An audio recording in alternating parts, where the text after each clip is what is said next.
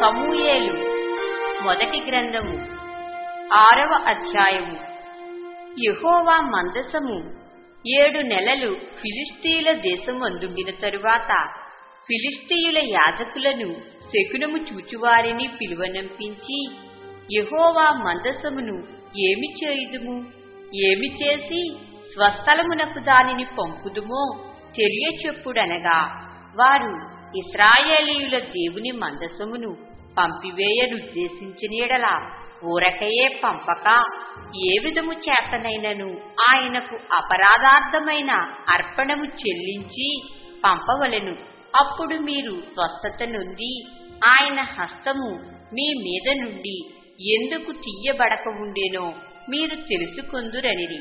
ఫిలిష్తీయులు మనము ఆయనకు చెల్లింపవలసిన అపరాధార్థమైన అర్పణమేదని వారిని అడుగగా, వారు మీ అందరి మీదను మీ సర్దారులందరి మీదను ఉన్న తెగులు ఒక్కటే కనుక ఫిలిష్తీయుల సర్దారుల లెక్క చొప్పున 5 బంగారపు గడ్డల రూపములను 5 బంగారపు పందికొక్కులను చెల్లింపవలెను. కాబట్టి మీకు కలిగిన గడ్డలుగాను భూమిని పాడుచేయు పందికొక్కులుగాను నిరూపించబడిన గడ్డలను చుంచులను చేసి పంపించి ఇశ్రాయేలీయుల దేవునికి మహిమను చెల్లింపవలెను. అప్పుడు మీ మీదను మీ దేవతల మీదను మీ భూమి మీదను భారముగానున్న తన హస్తమును ఆయన తీసివేయును కాబోలు. ఐగుప్తీయులను ఫరోయును తమ హృదయములను కఠినపరచుకొనినట్లు మీ హృదయములను మీరెందుకు కఠినపరచుకొందురు? ఆయన వారిలో అద్భుత కార్యములను చేయగా వారు ఈ జనులను పోనిచ్చిరి. ఇశ్రాయేలీయులు వెళ్లిపోయిరి కదా, కాబట్టి మీరు క్రొత్త బండి ఒకటి చేయించి కాడిమోయని పాడి ఆవులను 2 తోలి తెచ్చి బండికి కట్టి వాటి దూడలను వాటి దగ్గర నుండి ఇంటికి తోలి యెహోవా మందసమును ఆ బండి మీద ఎత్తి అపరాధార్థముగా ఆయనకు మీరు అర్పింపవలసిన బంగారపు వస్తువులను దాని ప్రక్కనే చిన్న పెట్టెలో ఉంచి అది మార్గమున పోవునట్లుగా విడిచిపెట్టుడి. అది బేత్షెమెషుకు పోవు మార్గమున పడి ఈ దేశపు సరిహద్దు దాటిన యెడల ఆయనే ఈ గొప్ప కీడు మనకు చేసెనని తెలుసుకొనవచ్చును. ఆ మార్గమును పోని యెడల ఆయన మనలను మొత్తలేదనియూ మన అదృష్టవశము చేతనే అది మనకు సంభవించెననియూ తెలుసుకొందుమనిరి.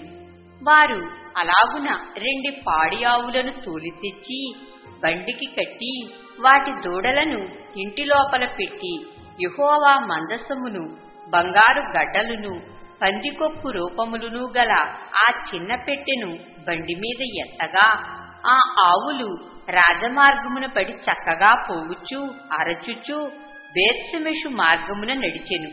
ఫిలిష్తీయుల సర్దారులు వాటి వెంబడియే బేత్షెమెషు సరిహద్దు వరకు పోయిరి. బేత్షెమెషు వారు లోయలో తమ గోధుమ చేలను కోయుచుండిరి. వారు కన్నులెత్తి చూడగా మందసము వారికి కనబడెను. దానిని చూచి వారు సంతోషించిరి. ఆ బండి బేత్షెమెషు వాడైన యెహోషువ యొక్క పొలములోనికి వచ్చి అక్కడ ఉన్న ఒక పెద్ద రాతి దగ్గర నిలువగా వారు బండి యొక్క కర్రలను చీల్చి ఆవులను యెహోవాకు దహనబలిగా అర్పించిరి. లేవీయులు యెహోవా మందసమును బంగారపు వస్తువులు గల ఆ చిన్న పెట్టెను దించి ఆ పెద్ద రాతి మీద ఉంచగా ఆ దినమున బేత్షెమెషు వారు యెహోవాకు దహన బలులను అర్పించి బలులను వధించిరి. ఫిలిష్తీయుల సర్దారులు 5 అంతవరకు చూచి నాడే ఎక్రోనునకు తిరిగి వెళ్ళిరి. అపరాధార్థమైన అర్పణగా ఫిలిష్తీయులు చెల్లించిన బంగారపు గడ్డలు ఏమనగా, అష్టోదు వారి నిమిత్తము 1, గాజా వారి నిమిత్తము 1, అష్కెలోను వారి నిమిత్తము 1, గాతు వారి నిమిత్తము 1, ఎక్రోను వారి నిమిత్తము 1, ప్రాకారము గల పట్టణముల వారేమి పొలములోని గ్రామముల వారేమి ఫిలిష్తీయుల 5 సర్దారుల పట్టణములన్నిటి లెక్క చొప్పున బంగారపు పందికొక్కులను అర్పించిరి. వారు యెహోవా మందసమును దింపిన పెద్ద రాయి దీనికి సాక్ష్యము. నేటి వరకు ఆ రాయి బేత్షెమెషువాడైన యెహోషువ యొక్క పొలములో ఉన్నది. బేత్షెమెషువారు యెహోవా మందసమును తెరచి చూడగా దేవుడు వారిని హతము చేసి ఆ జనులలో 50,070 మందిని మొత్తెను. యెహోవా గొప్ప దెబ్బతో అనేకులను మొత్తగా జనులు దుఃఖాక్రాంతులైరి. అప్పుడు బేత్షెమెషువారు పరిశుద్ధ దేవుడైన యెహోవా సన్నిధిని ఎవరు నిలువగలరు? మన యొద్ద నుండి ఆయన ఎవరి యొద్దకు పోవలెనని చెప్పి కిర్యత్యారీము కాపురస్తులకు దూతలను పంపి ఫిలిష్తీయులు యెహోవా మందసమును మరల తీసుకుని వచ్చిరి. మీరు వచ్చి మీ దాపునకు దానిని తీసుకుని పోవలెనని వర్తమానము పంపిరి.